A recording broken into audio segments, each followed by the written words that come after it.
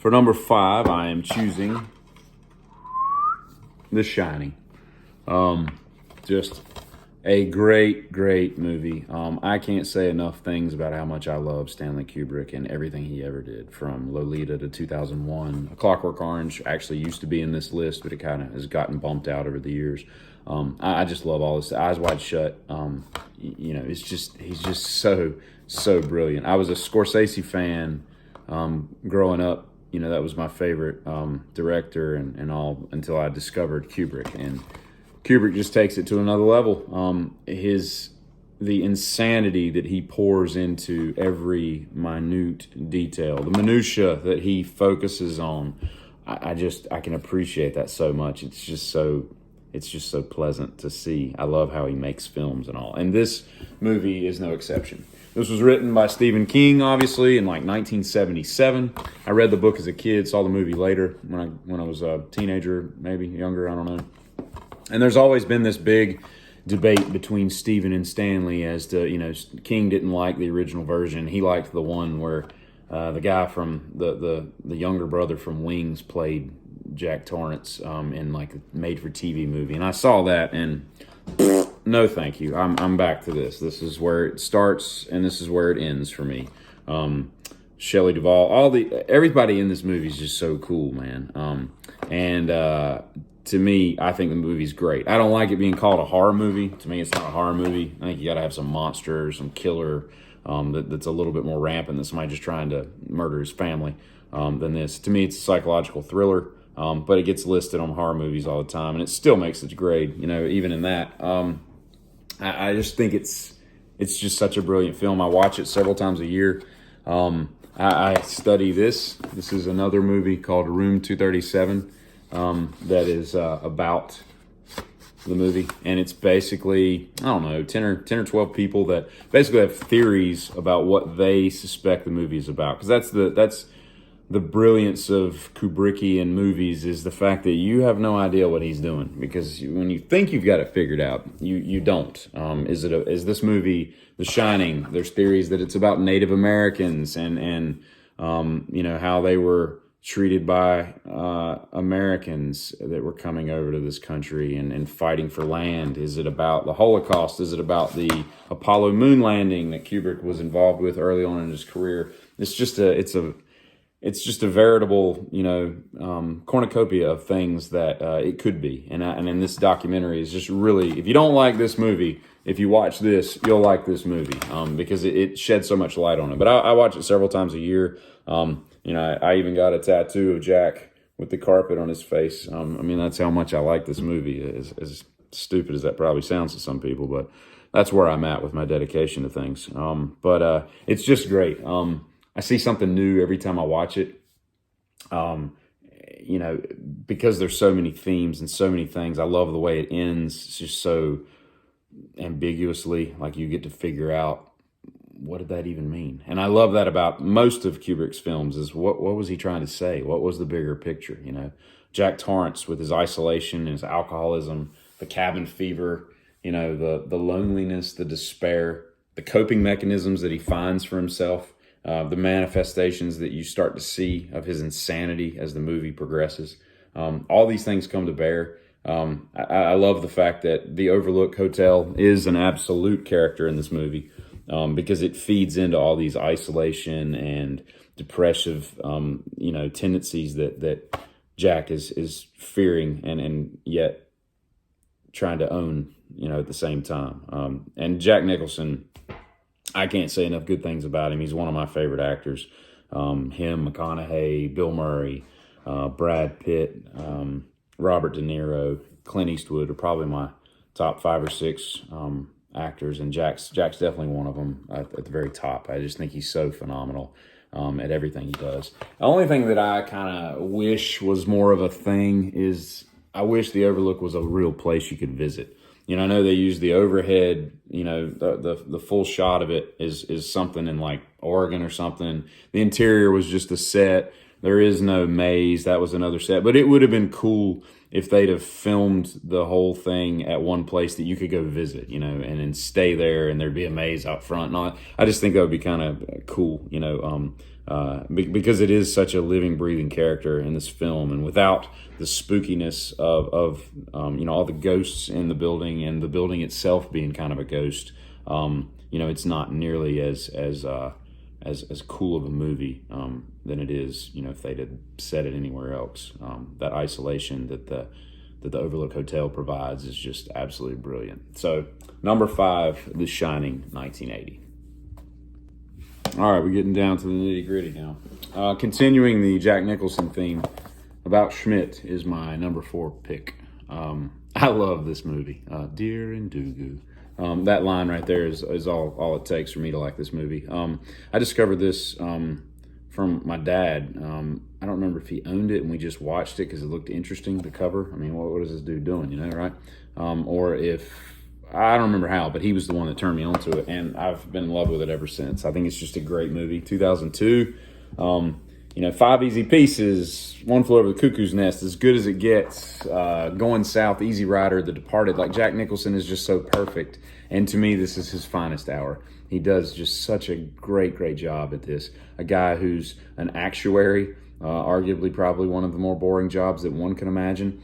He's retiring. His wife suddenly dies, and he goes on this, voyage across the country to kind of relive his youth and his childhood and everything. And there's just some hilarious parts in it. It's real subdued humor, but it's just so brilliant. It's just so perfect. The way that it's shot and everything. I love the character of Jack. The character that he portrays is just such a lovable guy. It's got a really cool introspective vibe. It's touching. He's almost he's such an intriguing character. It's sympathetic, and it's almost, it like borders on tragic, the character, but you get to where you just can't stop rooting for the guy. Kathy Bates is in it, who I've discovered over the years, is which I guess the first thing I ever saw her in was Misery, but she's such a well-versed actress and can do a lot of different things. I was actually just watching just yesterday the Richard Jewell movie, and I've forgotten she was the mom in that, and she just always plays a really good part. You don't expect her to be naked in this movie, so that kind of throws you for a loop, and it's brief, but nevertheless, that was out there. And you got Dermot Mulroney, Dylan McDermott, Dermot Mulroney, that's right. He's just an affable moron. Hope Davis plays Schmidt's daughter, Jeannie. She's very hateful, and you hate the fact that she doesn't like her dad, but that kind of sets the whole stage for, well, that's the problem, is because of the things he's done in his life, that there's this ostracized way about them that kind of lends itself to them.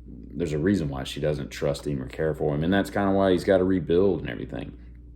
I love the fact that there's this theme that it's never too late to start over and to rebuild, even if it's all over again for the second time. You know what I mean? Like, you can always stop and fix your obstacles and make things do. And About Schmidt is just, you can't not like the dude. It's just a great movie. So number 4, About Schmidt.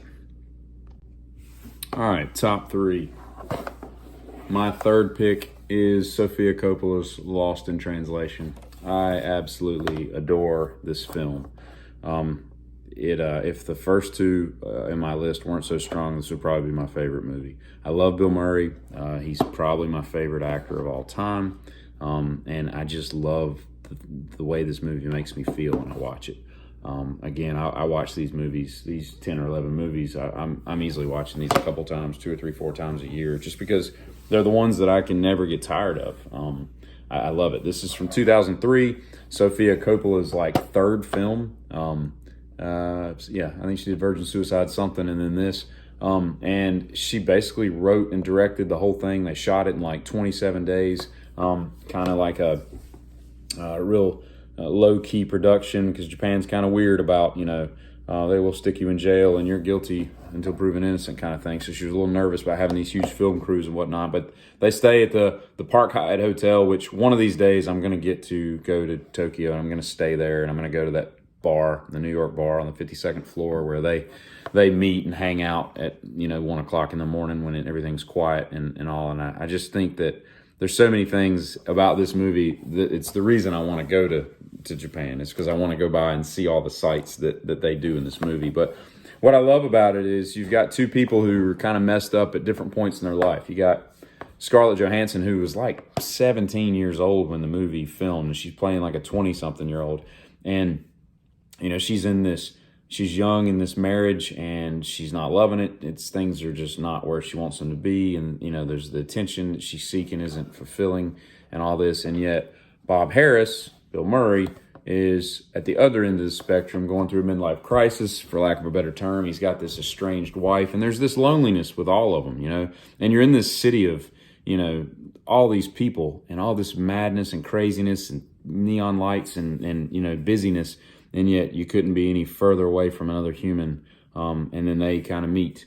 And Sophia Coppola has defined it as, a series of connections. It's a film about connections that, it doesn't have to be something long term. Maybe they never see each other again when Bob goes back to America, but the fact that they connected when they did, and it helped them kind of right a wrong and jump over a hoop and go through some turmoil and some debacles that maybe they wouldn't have gotten through as easily had they not connected. I think that's a really beautiful way of putting it. And it's just a great movie. There's some funny scenes in it, but there's just some really, really heartfelt scenes. When they're laying in bed and he's talking about his kids and how they just become the most delightful humans that you've ever known and stuff like that. It's just some surreal acting by all of them. And then of course you've got this character of Tokyo, which, you shoot this in Paris, Berlin, Riga, Kuala Lumpur. It's not the same movie. Is it even close? The fact that Tokyo was the chosen site, and Coppola had traveled there a lot and had visited, so she was familiar with what, it would have brought to the table. It was the perfect setting. Nowhere else in the world probably that this could have been filmed and it would have been as impactful as a character, because Tokyo is definitely a character in this film. I love the fact that there's intimacy between humans.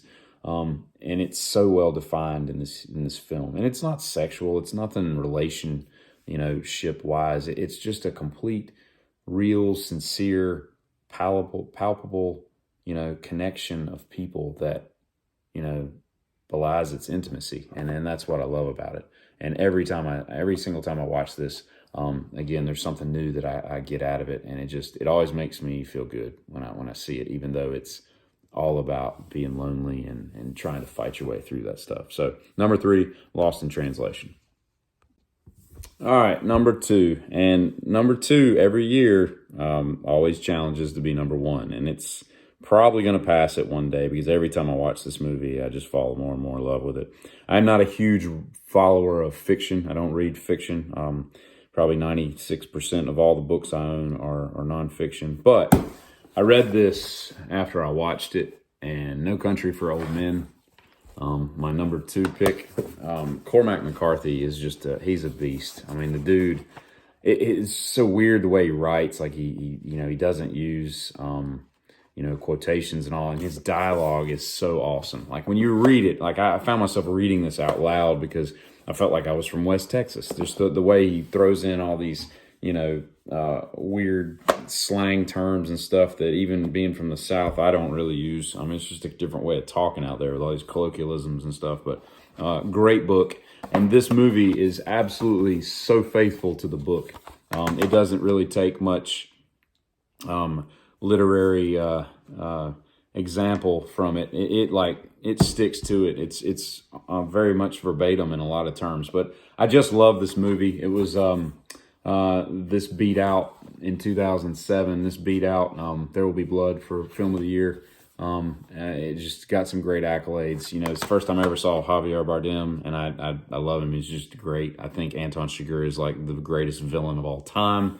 There is no greater. But this, is the greatest part about this film is it's from right there with Kubrick. Probably number 2 are the Coen Brothers. I love the Coen Brothers. Everything that they've done, from Intolerable Cruelty to The Big Lebowski to Raising Arizona, Barton Fink, Hudsucker Proxy, all these great movies. The Man Who Wasn't There, and No Country for Old Men, Fargo, all this stuff. They just don't do anything wrong. Buster Scruggs or whatever it's called, one of the newer ones, Hail Caesar. They just great movies. And they're just such phenomenal filmmakers. And this movie is just so cool. I bought this, which is the Philosophies of the Coen Brothers. And it's a few years old, so it doesn't have some of the newer ones in there, but it's all these essays written by people about their movies. And I love the ones that go along with this obviously the most, because it's my favorite of theirs. And it picks apart things that you would just never see. It's kind of like the book version addendum to Room 237 for The Shining. It's just a great, kind of companion that goes with the film. But it's just crazy. It's just a crazy good ride from beginning to end. When he's out there shooting elk or deer, or whatever he's shooting, from the moment that starts to the moment it ends. And a lot of people don't like the ending of this movie, and I think the ending's great. I like the ambiguity. I like the fact that it's left up to interpretation. I like the fact that people don't like it. I like the fact that it was a good movie till it just ended. Tommy Lee Jones, like some dude carrying fire, and it goes on up ahead, and then boom. I love that. I like that people don't get it. Like, go on then. If you don't have to like it, you can like something else if that's if this isn't your cup of tea. But just great stuff, man. I like the destiny, the fate, the chance that kind of runs its thematic way through the movie, because that's so much of what it's about. About how everybody's lives just interact, kind of happenstance, and serendipitously, but whatever the negative of serendipity, because that's obviously not what a lot of people experience in this movie. Maybe Tommy Lee Jones. And this was probably the first movie that I saw Tommy Lee Jones that I really said, man, I stepped back and was like, that dude's like a phenomenal actor. The Three Burials of Melquiades Estrada, some of the lesser known movies that he does, he just plays that character great. And I'm not a fugitive fan. I don't watch Men in Black and stuff like that, but like his serious roles are really, really good. Really, really awesome character. And the way he kind of runs his career and his lifestyle in this with the fate and the chance and everything kind of streaming through is just really cool. Everybody has their own kind of problem to solve in this movie. And everybody ends up doing it one way or the other, And again, Chigurh, just never been a better villain.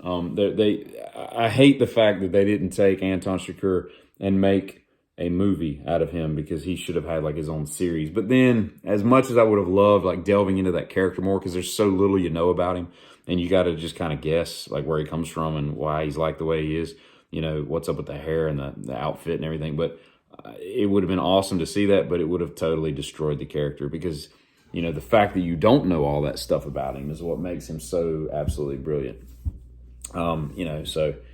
There's that. This thing was nominated for like 8 Academy Awards. I think it won like 4. Just a really great accolades that come with this movie. And like I said, it will probably one day move into my first place if I keep watching it, which I intend to do, because I just love it. It's just a great movie. So, number 2, No Country for Old Men. All right, so on to numero uno in this list of top 11. And that would be Travis Bickel in Taxi Driver. I discovered this movie on Laserdisc in high school. I'd always heard of it as being, I think at the time it was on AFI's Top 100 Movies. It was probably like number 28 or something like that. I don't know what it was. But so I recognized it, but I'd never seen it. So I watched it one day and I was just floored. I mean, just like, I couldn't imagine what this was like in 1976 when it came out, because it's so violent compared to the time.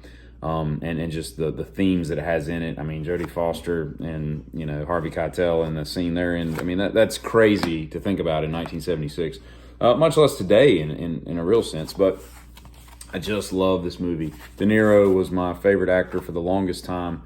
He's kind of dropped a few spots since I've picked up some other guys that I like more. But always love this. Always love this movie. Scorsese, he's just so great.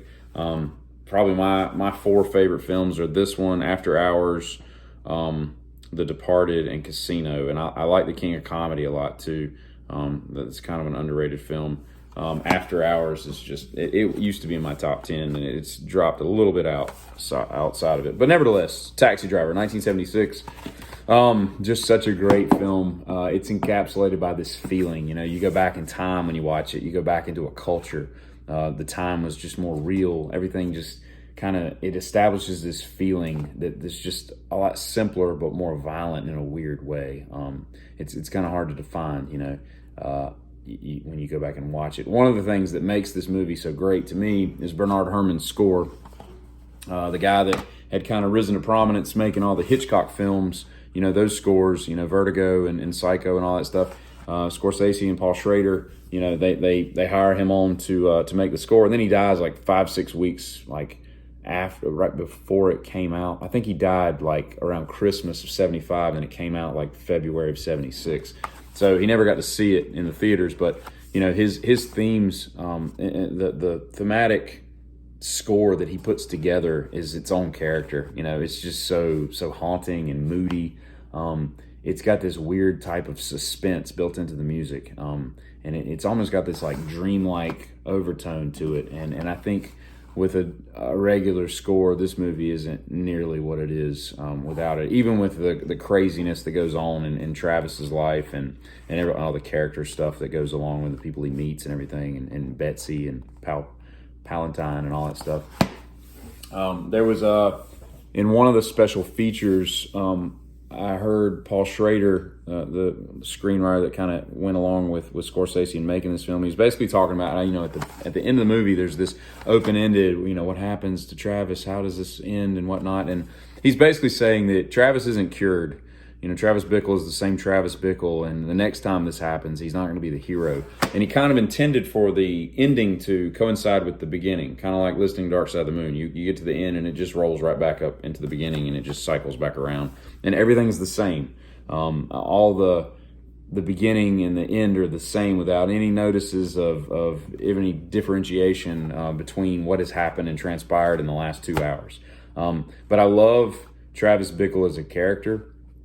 I love his isolation and the loneliness and the, quasi-depression at times, the PTSD, the absolute insomnia that drives him to do what he does, the desperation, the antisocial way that he conducts himself, how awkward he is in people, dealing with people, the disgust and contempt he has for, the fellow man that he feels, isn't doing things right, and to the veteran world that he's come back to, after the war. Yet he's charming. He's got this innocence to him that you can't help but like at times, and he's very simplistic. He's got this like off the grid manner that kind of drives him, and he just wants to be left alone, and these inclinations that come out of him. I just think he's such a complex yet simple character at the same time. So it's kind of why I like it. And the last thing I'll say is, what makes this movie popular for a lot of people. You talking to me? You talking to me? Well, ain't nobody else here, so I guess you're talking to me. And that's a cool scene. And it was kind of surreal the first time I watched it. I was like, oh, this is that scene that everybody talks about. That's kind of cool. But, to me, that's not even remotely close to the best scene. I like the fact that he just, ad-libbed that and came up with most of it right there on the spot. That's cool. That's really neat. But, I like it when he goes to dinner with Wizard at the diner, and they're talking, and he's got his fares, and he does his little soliloquies when he rides around talking to himself. I like the initial job interview, and anything that deals with the actual cab itself, the conduit, the vehicle for this madness that's growing and transpiring within Travis. I think that's the beautiful part. And even like the first date with Betsy, where he goes and he eats apple pie with cheddar cheese on it, which I had to do because I was like, what in the crap? Why'd you put cheese on apple pie and ruin something so great? You're ruining cheese and you're ruining apple pie. I don't get it, but it's oddly delectable. So there's that. But yeah, so that is my number one pick. And again, this bad boy's, he's always knocking on the door. But these are easily the top two for me. There's just a special place for Travis Bickle and Anton Chigurh in my heart. If that means anything scary to you, then I suppose you've seen the movies. But nevertheless, that's my deal. So, top 11 movies, Desert Island, giddy up.